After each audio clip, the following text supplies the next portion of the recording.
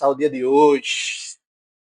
Vamos para a nossa quinta aula de programação. Aí, já estamos terminando o assunto da primeira unidade. Ele é menorzinho, mas precisamos falar ainda algumas coisas, tá bom? Então, nas últimas aulas vimos mais como é feito a entrada e saída, né? Ou seja, como eu leio um dado, né? Como eu escrevo um dado no terminal com printf, como eu leio o dado do terminal e os diferentes tipos de dados que podemos ler. Vimos todo o processo da compilação, a verificação, a geração do código assembly e do binário que vai para o computador. Né? E agora vamos dar mais um passo adiante, né? O objetivo da aula de hoje, como são 4 aulas, né, é verificar a parte de operações lógicas e aritméticas. Eu acredito que a maioria de vocês já sabem, mas é preciso passar para aquelas pessoas que não sabem ainda. Operações condicionais, if else, e condicional switch case, certo? Então, o objetivo da aula de hoje é matar todo esse assunto aqui, tá bom? Então, primeiramente, vamos falar das operações lógicas e aritméticas. Né? A primeira operação que vamos ver são as operações aritméticas. Então, no C não tem muito segredo. Né?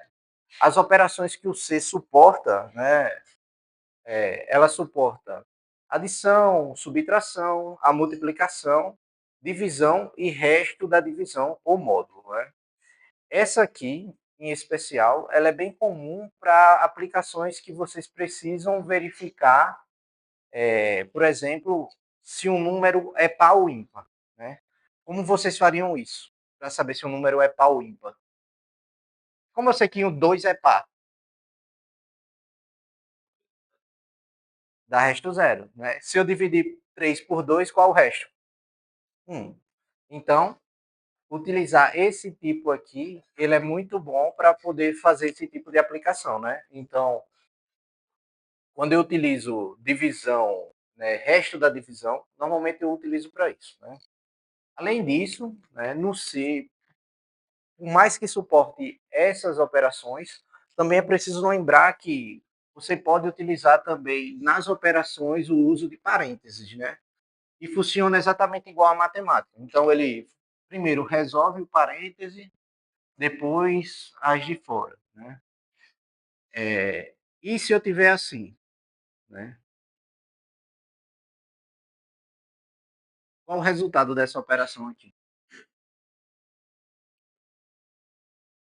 Se eu tiver 2 multiplicando por 3 mais 4, 10. Então, primeiro a gente resolve o quê? Multiplicação. Do mesmo jeito no C, certo? Primeiro ele resolve multiplicação, soma e subtração. Né? Ele tem uma ordem. Agora, cuidado quando for usar isso com isso aqui. Né? Isso aqui já muda totalmente de figura. E agora? Não é mais 10. Agora é 7, 14. Oi. Eu gostaria. É por conta do quadro. Esse quadro com preto ele não ajuda muito. Mas eu vou ver aqui se dá certo.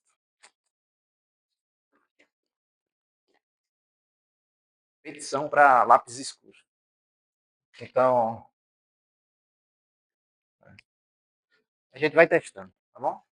Mas para que vocês fiquem claro que quando a gente vai usar, fazer operações em C, sempre é bom quando tem mais de uma operação, utilizar parêntese para poder deixar organizado. Porque até mesmo você pode confundir. Né? Por exemplo, eu quero fazer uma operação. Agora dá para ver? Massa. Por exemplo, 3, né? Vezes B, né? Mais C. Tristeza, né? Vezes 2. A gente vai revezando os lápis até achar um que preste. Né? Então, a gente pode utilizar, sempre é bom colocar assim em parêntese Ah, não colocar em parênteses tem algum problema? Não, mas você pode esquecer e acabar misturando as contas e você não saber o que está dando errado, né? Então é sempre bom segregar os parâmetros. Outra coisa também é que no C não temos nativamente a exponencial, por exemplo, 2 elevado ao quadrado, né? Ou 3 elevado à quinta, né?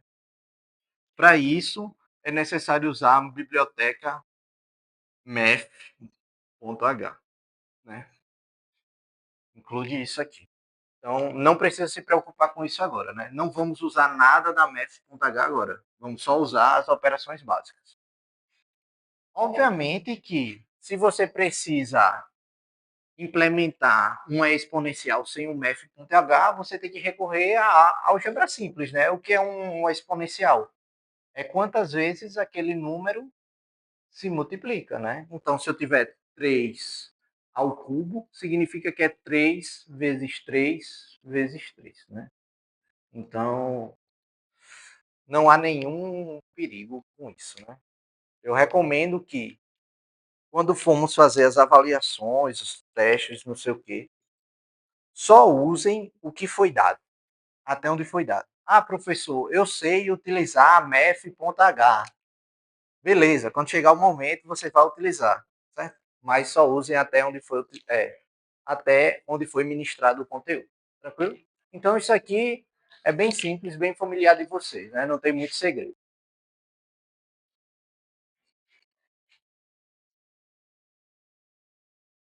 Então, como a gente faz as operações em si, né? Então, aí a gente vai começar o nosso primeiro exemplo. Não precisa fazer essa parte aqui, certo? É, o nosso primeiro exemplo é pegar um valor, ler dois valores, né? Valor 1 e valor 2, e fazer a soma, subtração e multiplicação desses valores, né? Aqui também vocês podem incluir o resto da divisão. E aqui entra a primeira observação, né? Quando a gente está trabalhando, quando a gente estava trabalhando antes, estávamos definindo, por exemplo, inteiro, valor 1, inteiro, valor 2.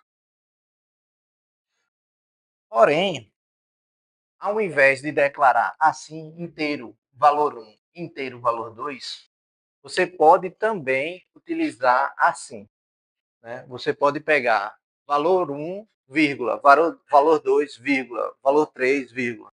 Então, colocar todos.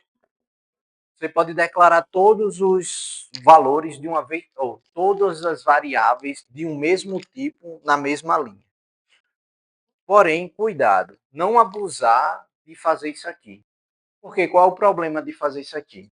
Se você tiver muitas variáveis, muitos inteiros, vai começar a virar uma sopa de letrinha, você não vai entender nada. Então, você tiver 50 variáveis do tipo inteiro. Aí você começa, valor 1, valor 2, A, B, C, Y, idade, não sei o que, nananana. Então, não faça isso.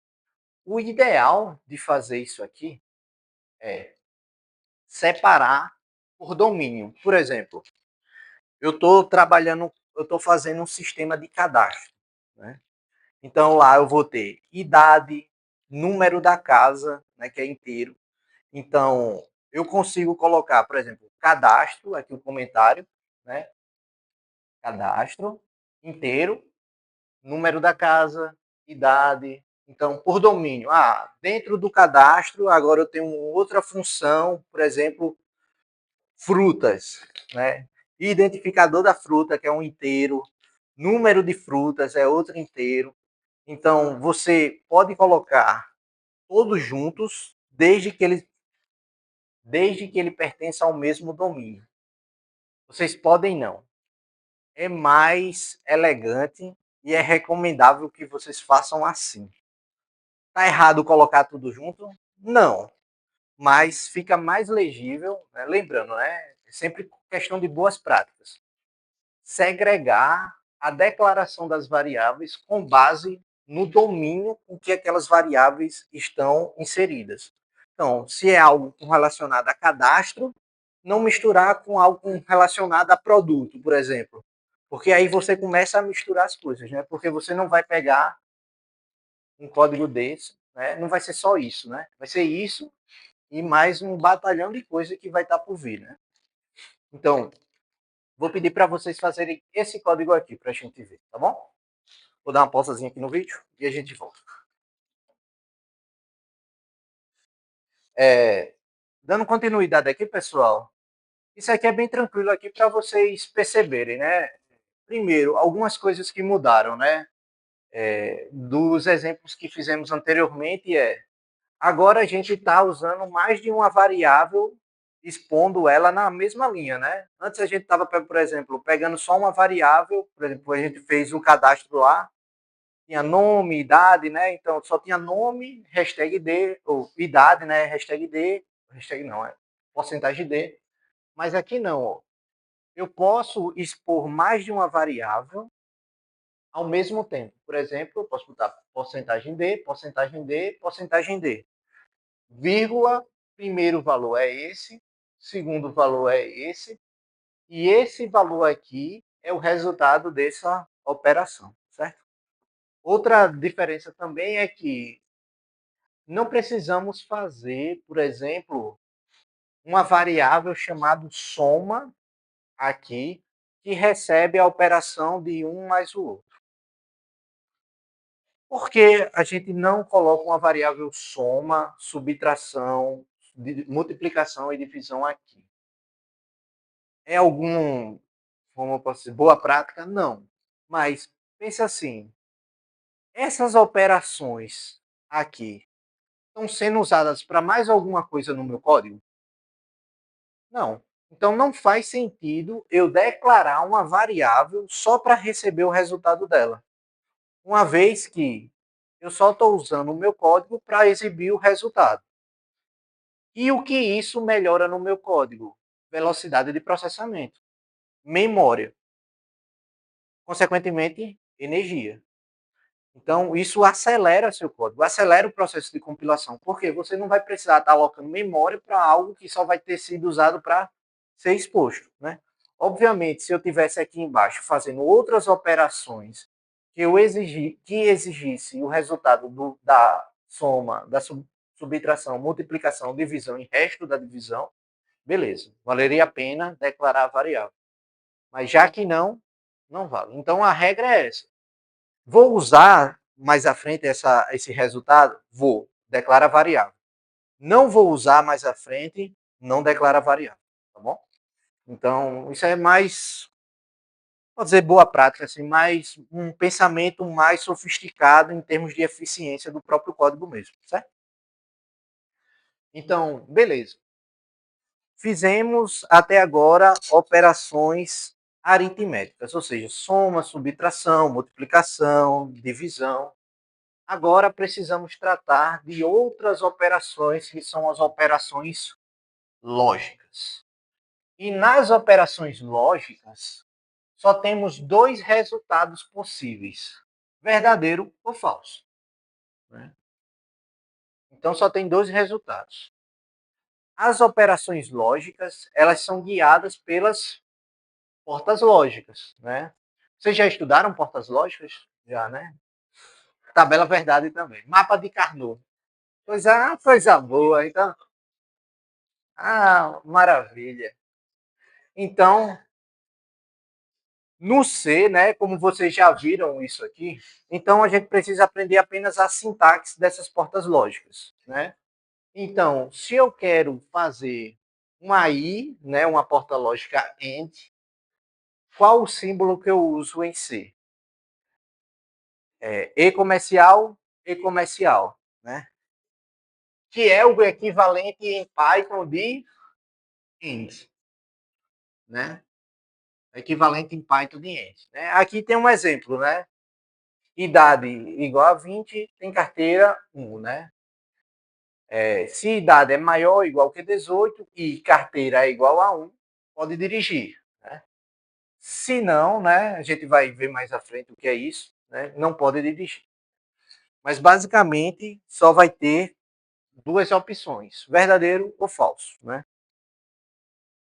O outro operador lógico é o operador OR, né? Enquanto o I precisava que os dois fossem verdadeiros, as duas condições fossem verdadeiras, para que a saída fosse verdadeira, exatamente. No OR, pelo menos uma precisa ser verdadeira, né? Então, em C, como a gente define a operação OR? Barra em pé, né? Barra, barra. Certo? Tendo duas barrinhas, né? Separado por espaço, lembrando, né? Separa por espaço. Essa condição aqui significa porta OR, ou, né? Em Python é equivalente ao OR, né? Aqui seria em Python, né? Tranquilo?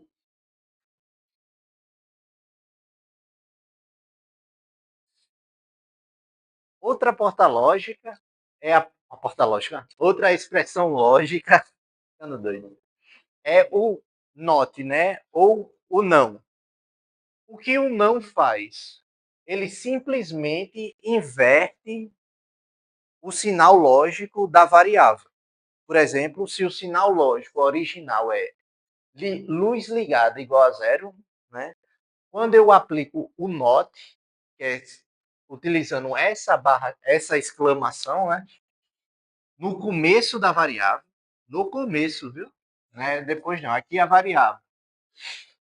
Ela muda a lógica da variável. Não, então, se ela é zero, quando eu aplico o negado, que seria a exclamação, isso aqui vai se tornar 1. Né? Em Python é not. Bom, eu estou colocando aqui em Python para que vocês já viram Python, vocês também refrescarem a memória. Então, basicamente, ela torna o que é 0, 1, o que é 1, 0. Né? Então, a gente pode combinar tanto as lógicas que foram apresentadas lá, por exemplo, eu posso ter not A ou B, por exemplo. Ou seja, quando A for 0, aqui vai ser 1, e aqui pode ser qualquer coisa, né? X, né? E a saída vai ser quanto? Né? Se A for 1, a saída vai ser quanto? 0 ou qualquer coisa aqui. Para ser 1, necessariamente aqui precisa ser 1, né? Para poder aqui ser. Oi? Exatamente. A gente vai ver isso já já. Tranquilo? Então, para usar essas expressões lógicas, normalmente, quando o sinal não é lógico e é aritmético, para que eu tenha respostas verdadeiro ou falso, eu utilizo operadores relacionais. Ou seja, basicamente o que eu estou fazendo? Eu estou comparando uma variável com a outra. Né? Então, cuidado com isso aqui. Se eu quero perguntar se uma variável é igual a outra, não é o sinal de igual, não, viu? Esse sinal aqui é de atribuição. Ou seja, se eu tiver A igual a 5, né? Significa que que eu estou atribuindo a A o valor 5. Se eu coloco assim, a pergunta que eu estou fazendo, A é igual a 5? Exatamente. Esse aqui é igual a esse? É uma pergunta realmente. Tanto existe para o igual, quanto para o not igual, né? Que seria o diferente. Né? Seria, esse valor é diferente desse aqui? Né? Lembrando, para negar a atribuição, o símbolo de exclamação vem sempre primeiro, certo? Do mesmo jeito lá na outra variável. Para negar a variável, o símbolo de exclamação vem sempre primeiro. Né? Temos o maior que, né? Maior que. Então, se eu tiver assim, A maior que B. Né? Como a gente sabe quem é o maior, quem é o menor? Tem gente até hoje que não sabe usar esse símbolo. Né? Lembrando lá que eu tava. Hã? Alguma coisa alguém falou? É o jacaré. A boca do jacaré tá virada para onde? Para cá. Então, quando o jacaré é sempre guloso, ele quer sempre comer o quê? O maior. Sabia dessa não? Isso aqui é. Tem gente que. Então, o jacaré é muito guloso, então ele quer sempre o maior, né? Então, a boca do jacaré tá sempre o maior, né? Então, A é maior do que B. Do mesmo jeito, se eu tiver assim, B menor do que A. Então, a boca do jacaré aqui, né, do Tiranossauro Rex, está querendo comer sempre o maior, né? Além disso, eu vou ter o maior igual que e o menor igual que, né? E esses dois símbolos aqui é interessante porque ele é uma abstração de uma porta ou. Por quê? Para que, se eu tiver assim, A é maior ou igual que B, por exemplo. Isso significa que A é maior do que B ou A é igual a B. Né? No fundo, o que está acontecendo é isso aqui. Ó. Do mesmo jeito para menor. Né? Se é menor, A é menor do que B ou A é igual a B. Isso é uma abstração para a gente não estar tá tendo que escrever isso aqui, né? Deste tamanho, né? Então, bastaria usar esse ou esse símbolo aqui. Tranquilo, pessoal? Então, são símbolos que você já tem um certo conhecimento, então não vamos perder tanto tempo, certo? Mas tranquilo, todo mundo entendeu? Beleza. Então, aqui eu tenho alguns operadores relacionais, né? Para uma tabela resumo com um exemplo de cada um para quando você chegar em casa, domingão, aí vocês fazem isso aí. Então, agora vamos fazer esse programinha aqui, tá bom? Vamos lá.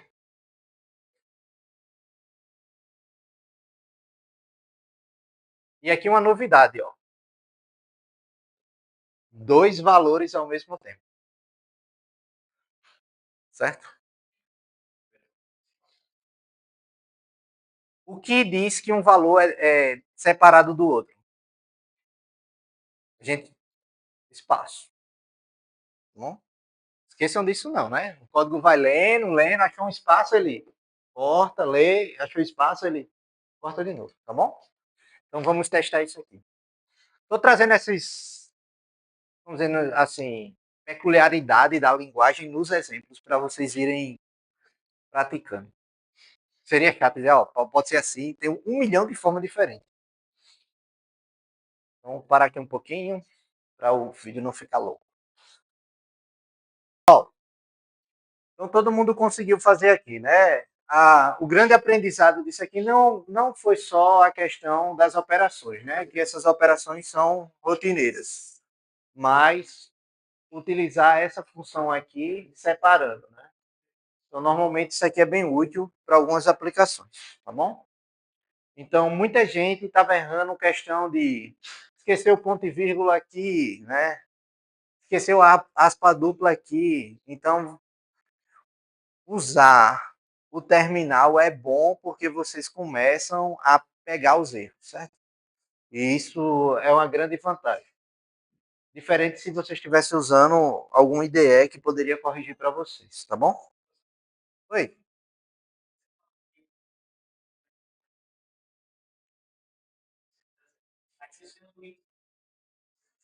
Não vai bloquear, né? Por isso que tem que compilar na minha frente, é porque eu vou saber se foi bloqueado ou não, né? Mas tem que compilar. É igual você tá fazendo uma prova para construir um carro. Aí eu chego na hora, o carro não liga, não adianta, né? Não fez nada. Tem que ligar, tem que fazer a distinção. Então não fez direitinho. Se não ligou, então não fez direitinho. Esse é o problema. O cara de professor é só um sinal. É um sinal.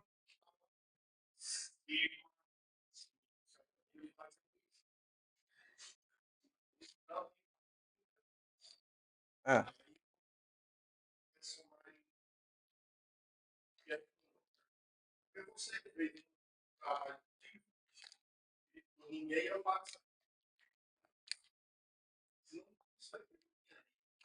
é, isso aí.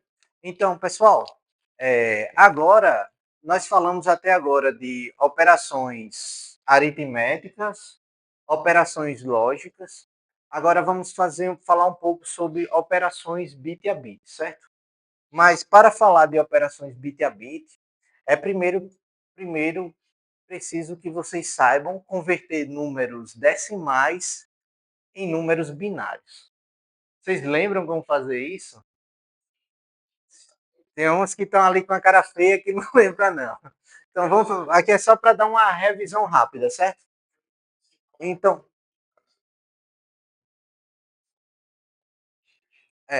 peraí. Pessoal, como a gente faz para transformar um número decimal num número binário? Por exemplo, eu vou pegar esse 45 aqui, certo? Então, 45. Qual é a base do número binário? 2. Então, a gente precisa pegar esse número aqui e dividir por 2. Então, 45 dividido por 2 dá quanto? Ixi, 45 dividido por 2.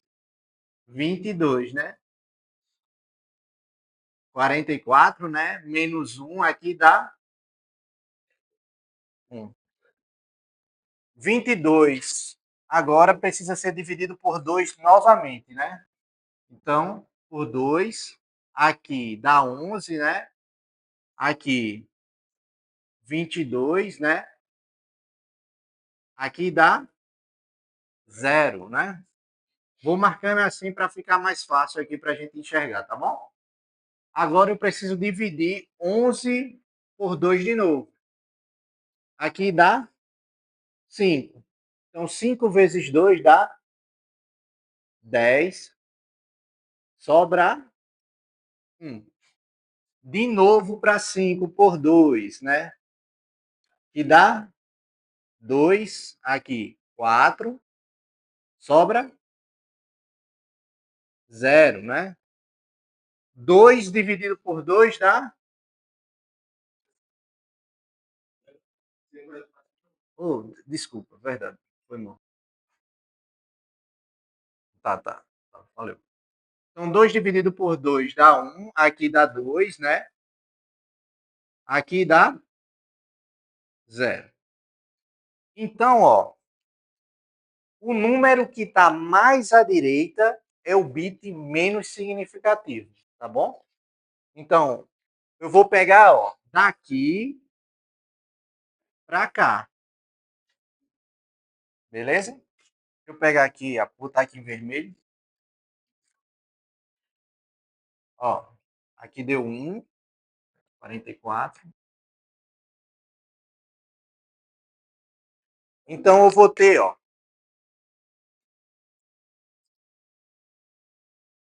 1, 0, 1, 1, 0,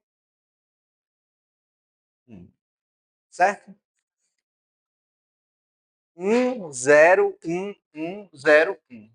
Esse é o valor binário de 45. E agora, como eu faço para transformar de binário para decimal?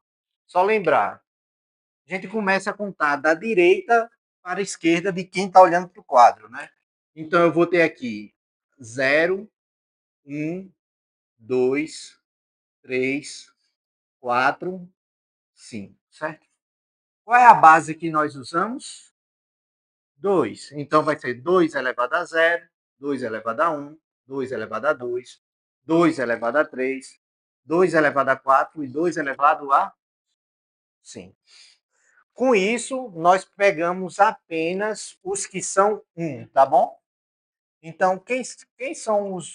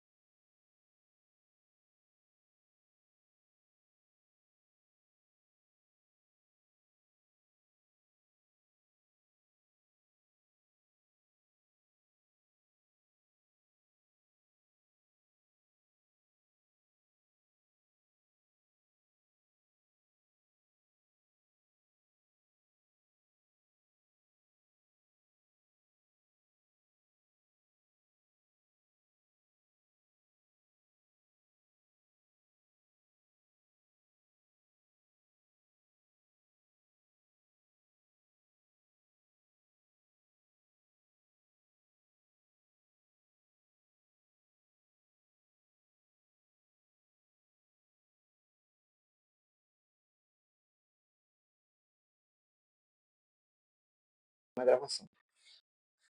Mas voltando, mais tarde eu edito. Vimos as operações bit a bits, né? Então agora vamos começar a fazer alguns exemplos, certo? Então eu peguei para vocês esses exemplos aqui para a gente testar, tá bom? Então vou pedir para vocês fazerem um por vez.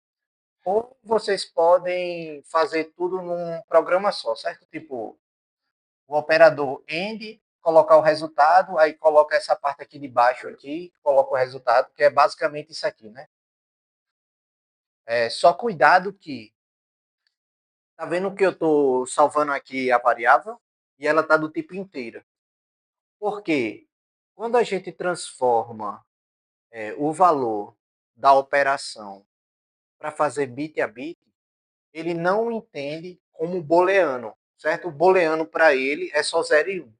Ele entende como um número inteiro mesmo. Então, se eu tenho representando tipo 1, 0, 0, 1, isso aqui não é, apesar de ser um booleano, que é 0 e 1, 0 e 1, mas para ele isso aqui é um inteiro, certo? Por isso que quando a gente vai fazer a operação bit a bit, a gente usa o número inteiro. Então, 2i comercial é quando a gente quer ter o resultado sem ser bit a bit. Quando é bit a bit, é só um, entendeu? Do mesmo jeito aqui pro O, tá vendo? O O, quando a gente quer um ou outro, para saber se é verdadeiro ou falso, são 2 barras. Mas como é bit a bit, é uma barra só. A saída vai ser algo nesse sentido aqui, assim. 7. Então, experimentem isso aqui, por favor, para a gente ver.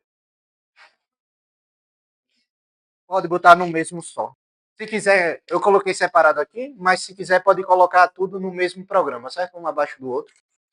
Obviamente precisa declarar outras variáveis, né? Porque aqui ele está usando a mesma, né? Então, vou dar um zoom aí para poder melhorar, tá bom?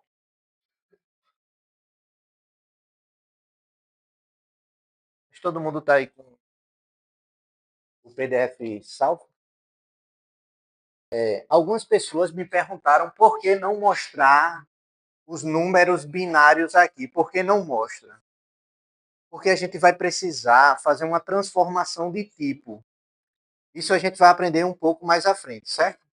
Mas para fazer isso aqui, a gente precisa criar uma função para fazer essa operação que a gente fez de dividir por dois, concatenar e depois mostrar, tipo 1, 0, 1, 0, 1. Né? Isso aí a gente vai aprender um pouco mais à frente, tá bom? Então não se estresse. Mas acreditem em mim, né? Se vocês transformarem, vai dar o valor certo. Né? Mas isso aqui para vocês perceberem o quanto é interessante, né? Por exemplo, como você deslocar uma casa decimal pode multiplicar por 2 um número. Né? E era assim que os incas e maias e astecas faziam para multiplicar seus números. Né? Eles não tinham uma multiplicação, de andava com casa decimal. E é o que o computador faz. Né? Por curiosidade, gerem o assembly desse código aqui. Lembra como é que gera o assembly?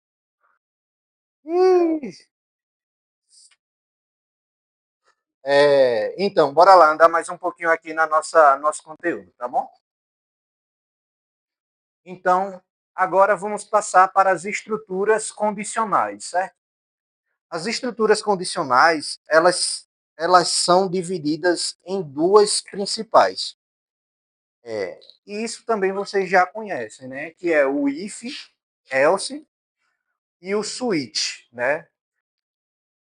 O if é o operador se, né? Então, qual é a estrutura dele? Ele é basicamente, ele verifica se uma condição ela é verdadeira ou falsa. Simplesmente isso, né? Se a condição é verdadeira, ela vai executar o primeiro bloco do meu if. Se a condição é falsa, ela vai executar o segundo bloco, né? Bem tranquilo assim. Então, a sintaxe dela dessa estrutura é if, pode ter espaço ou não, mas é bom que bota espaço para ficar organizado, e a condição. essa condição aqui necessariamente precisa ser uma condição binária. Ou seja, pode usar ou, pode usar uma AND, pode usar um maior, menor, maior igual, menor igual, igual, igual, né? Pode usar qualquer uma dessas operações. Negado, né? Pode utilizar para entrar nessas condições, uma dessas condições, né? Então, ela é bem simples, bem tranquila. Além disso, esse tipo aqui, ela é a base matemática para várias outras coisas. Por exemplo, para criar modelos de machine learning baseado é, em símbolos, né? Que seria basicamente estruturar if-else. Por exemplo, se uma variável, se o valor da temperatura é maior do que tal, faça isso. Ligue, sei lá, se o valor da temperatura for menor do que 15 graus, desliga o ar-condicionado. Se for maior, liga o ar-condicionado. Então, você consegue criar estruturas condicionais só utilizando o if-else. Obviamente, encher o código de if-else não é o caminho, certo? Se o código está com muito if-else, significa que você talvez não entendeu bem a estrutura do seu código. Normalmente ele não tem muitos if-else. Né? Então, aqui tem alguns exemplos de if-else para fazer. Por exemplo, se um número é maior ou igual que zero, eu digo que esse número não é negativo, né? Então, aqui um exemplo simples, né, de número positivo ou negativo.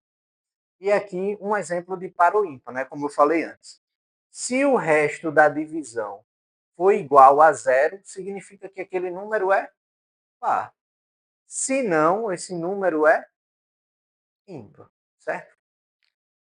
Deixa eu ver só aqui uma coisa, rapidão. Então, além do if e do else, existe o else if, né? O if e o else só, ele é usado para testar uma condição. Se aquela condição for verdadeira, ele executa aquele bloco. Se a condição for falsa, ele executa o de baixo. Porém, se eu quiser testar mais de uma condição, eu posso encadear as condições utilizando o if-else. Então, se eu tiver, se temperatura é maior que 35, eu faço isso. Se temperatura for maior ou igual que 25, eu faço isso aqui. Se a temperatura for maior ou igual que 15, eu faço isso aqui. Se a temperatura for maior ou igual a 5, eu faço isso aqui.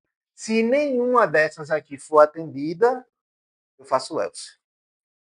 É a última condição.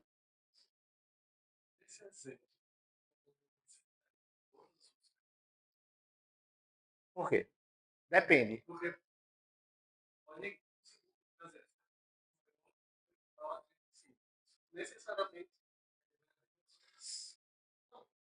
Ele para aqui.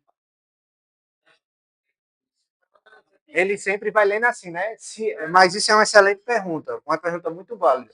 Porque o que ele disse, ó, por exemplo, se eu tenho uma temperatura aqui de 40 graus, 40 graus é maior ou igual que 35, maior ou igual que 25, maior ou igual que 15, maior ou igual que 5. Então, teoricamente, atenderia todas as, as condições. Mas a gente lembra, né? Aí o código, ele não é paralelo, né?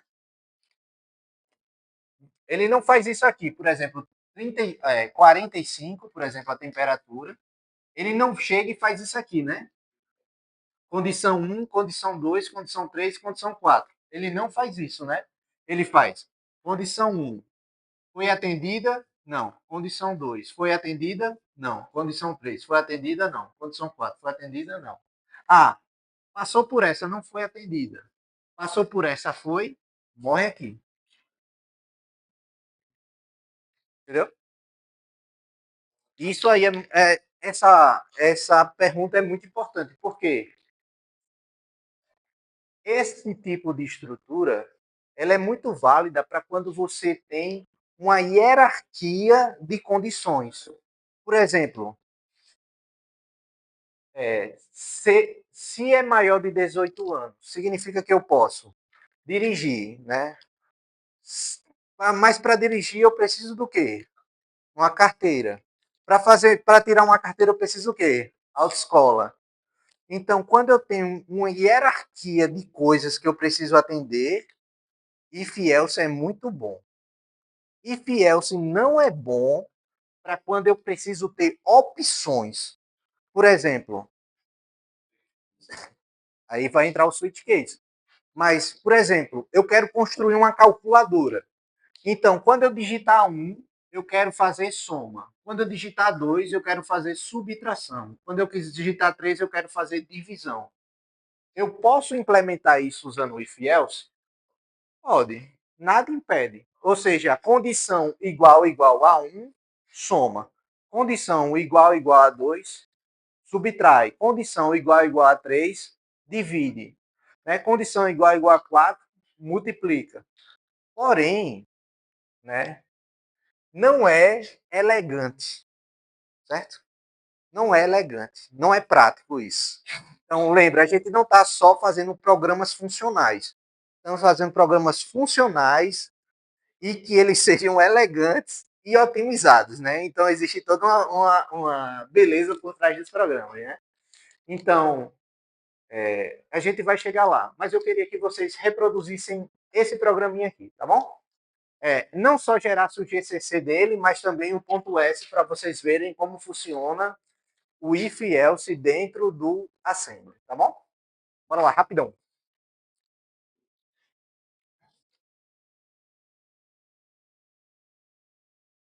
Silêncio aí. Então, pessoal, voltando aqui, né?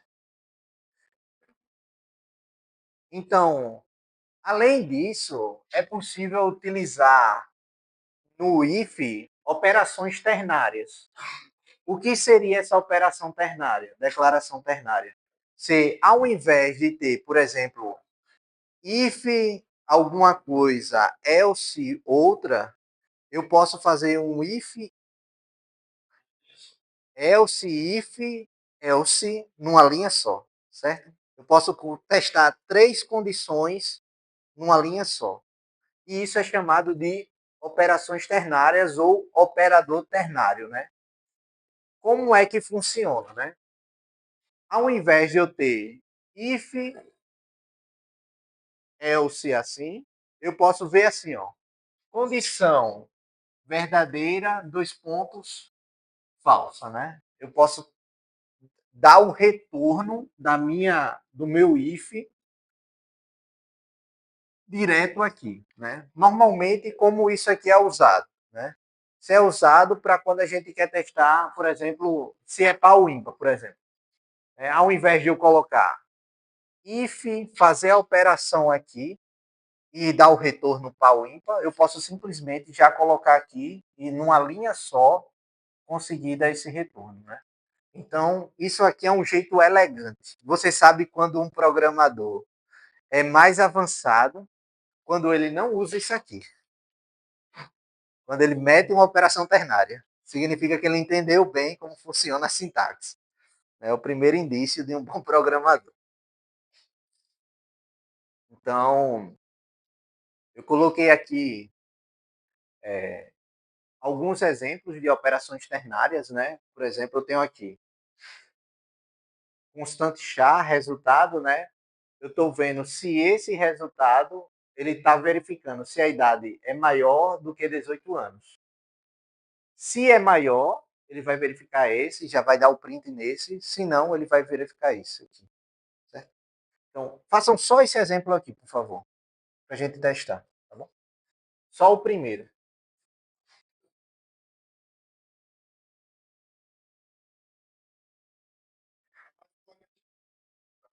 É,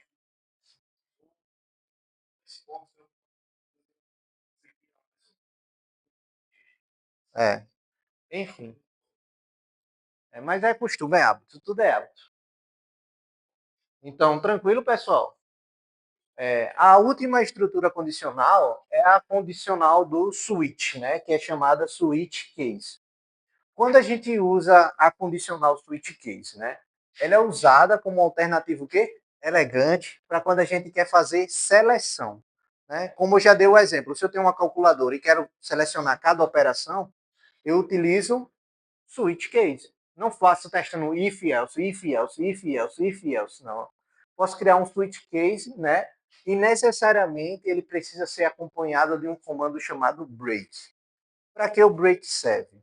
Para que quando ele execute a operação que está no switch, ele saia do switch e continue fazendo seu código. Senão ele fica preso, certo? Então, a sintaxe dele é essa aqui, certo? Então, oi.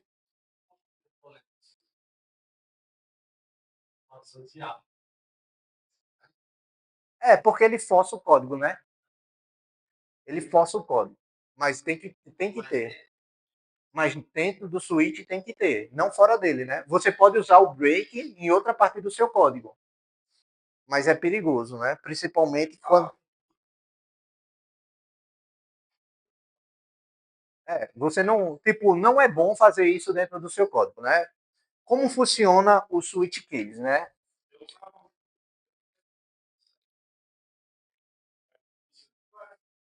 Ruim, né? Porque você perde o controle, né? Você está falando o que em Python?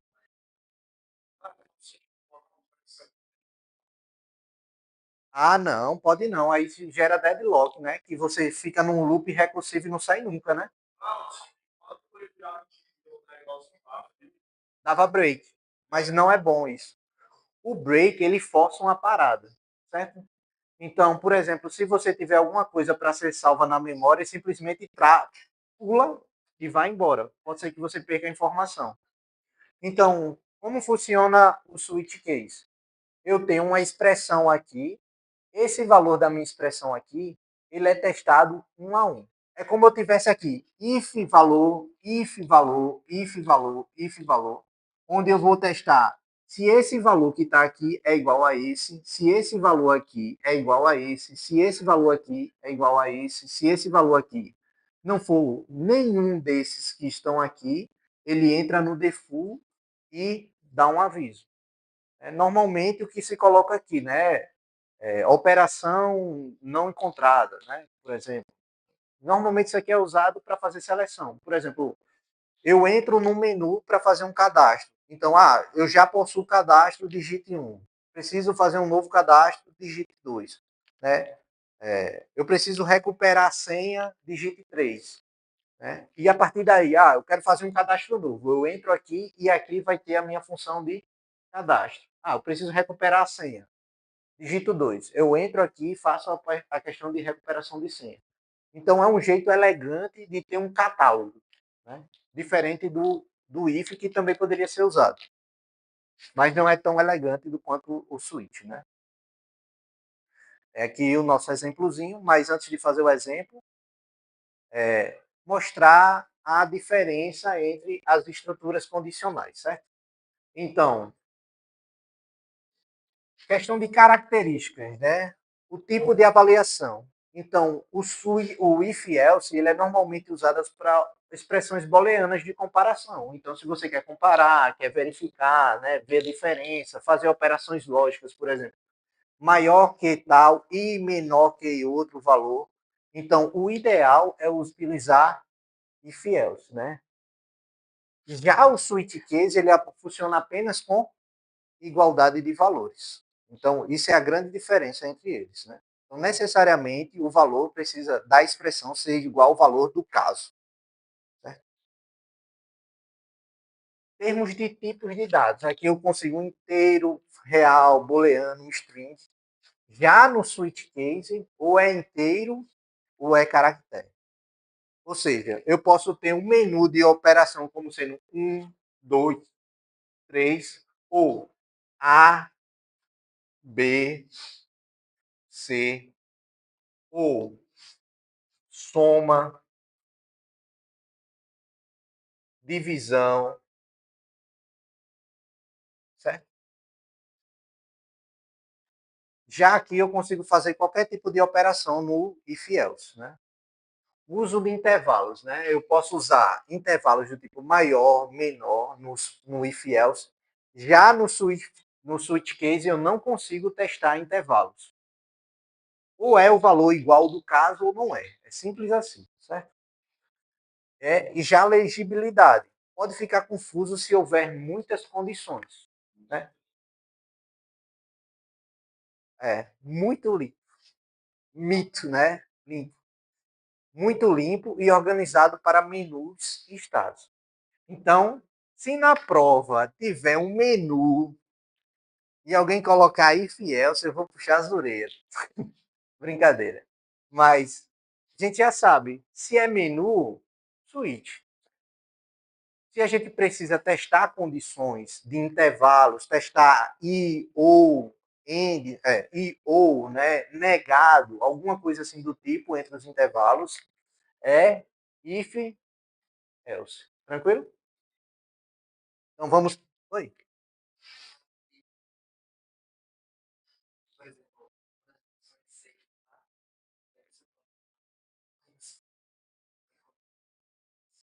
Ele não reconhece. Tem que ser exatamente igual. A dúvida do colega é o seguinte: se lá no switch case eu tiver assim, ó, switch, certo? Switch. Aqui, vou colocar entrada, certo? Entrada. Pessoal, tá difícil esses lápis. Entrada. Aí eu tenho aqui case A, dois pontos. Aqui, nananã, break, né? Case B, B, dois pontos, né? Dois pontos. Nananã, break. O que eu faço? A dúvida dele é, se eu colocar aqui como entrada A, maiúsculo, se isso aqui vai dar algum tipo de erro. Ele não vai saber que esse A aqui é esse A aqui. Né? Ele testa A mesmo. Tem que ser exatamente o A. Por quê? O C, ele consegue diferenciar A maiúsculo de A minúsculo. O código hexadecimal desse A é diferente do código hexadecimal desse A. Lembra lá, no final das contas é tudo binário. Né? Então ele vai pegar o código decimal desse e subtrair desse.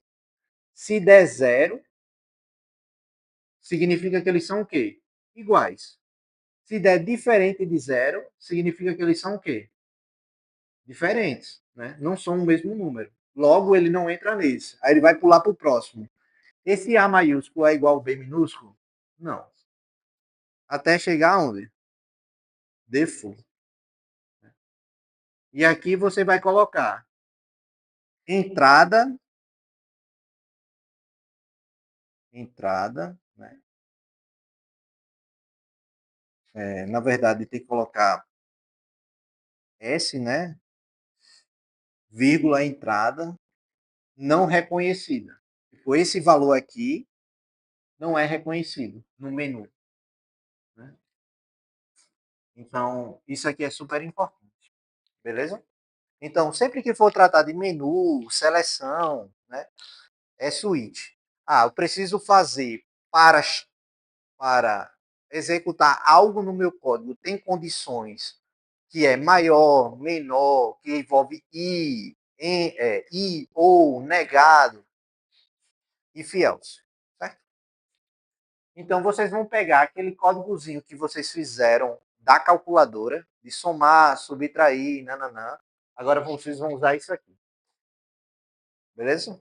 Só reaproveitar aquele código da calculadora onde vocês fizeram soma, divisão, resto da divisão, multiplicação. Agora vocês vão adicionar para que, de fato, ele não execute todos, mas só execute o que for selecionado. Tá bom?